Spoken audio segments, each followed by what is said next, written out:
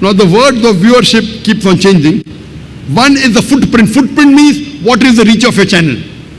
Potential viewer means the channel is coming into your house, you may watch, you may not watch it. It's called potential viewer. Actual viewers are those people who are actually watching your channel.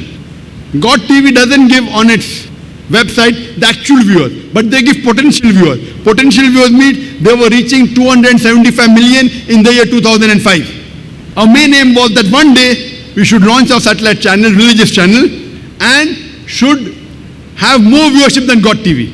Alhamdulillah, summa alhamdulillah, with Allah's help, in a span of 5 years after we launched our channel, when God TV had 500 million potential viewers, Peace TV, mashallah, had more than 500 million potential viewers throughout the world.